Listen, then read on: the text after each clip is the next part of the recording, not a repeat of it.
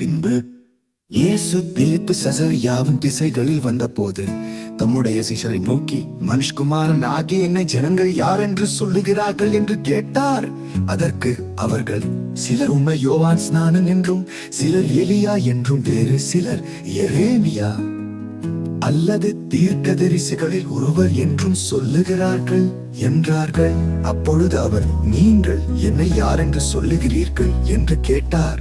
சீமோன் பேதுரு பிரதியுத்தரமாக, நீர் ஜீவனுள்ள தேவனுடைய குமாரன் ஆகிய கிறிஸ்து என்றார். இயேசு அவனை நோக்கி, யோனாவின் குமாரன் ஆகிய சீமோனே, நீ பாக்கியவான். மாம்சமும் இரத்தமும் இதை உனக்கு வெளிப்படுத்தவில்லை, பரலோகத்தில் இருக்கிற என் பிதா இதை உனக்கு வெளிப்படுத்தினார். மேலும் நான் உனக்கு சொல்லுகிறேன், நீ பேதுருவாய் இருக்கிறாய்.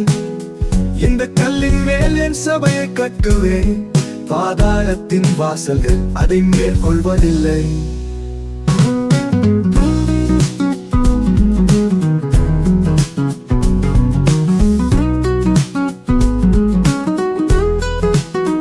பரலோக ராஜ்யத்தின் திறவுகோல்களை நான் உனக்கு தருவேன். பூலோகத்திலே நீ கட்டுகிறது எதுவோ அது பரலோகத்திலும் கட்டப்பட்டிருக்கும். பூலோகத்திலே நீ கட்டுகிறது எதுவோ அது பரலோகத்திலும் கட்டப்பட்டிருக்கும். பூலோகத்திலே நீ கட்டவிழ்ப்பது எதுவோ அது பரலோகத்திலும் கட்டவிழ்க்கப்பட்டிருக்கும் என்றார். அப்பொழுது தான் கிறிஸ்துவாகிய இயேசு என்று ஒருவருக்கும் சொல்லாதபடிக்கு தம்முடைய சீஷர்களுக்கு கட்டளையிட்டார். அது முதல் இயேசு தான் எருசலேமுக்கு போய் மூப்பராலும் பிரதான ஆசாரியராலும் வேத பாரகராலும் பல பாடுகள் பட்டு கொலையுண்டு 3ஆம் நாளில் எழுந்திருக்க வேண்டும் என்பதை தம்முடைய சீஷர்களுக்கு சொல்லத் தொடங்கினார். அப்பொழுது பேதுரு அவரை தனியே அழைத்துக் கொண்டு போய், ஆண்டவரே, இது உமக்கு நேரிடக்கூடாதே, இது உமக்கு சம்பவிப்பதில்லை என்று அவரை கடிந்து கொள்ளத் தொடங்கினார்.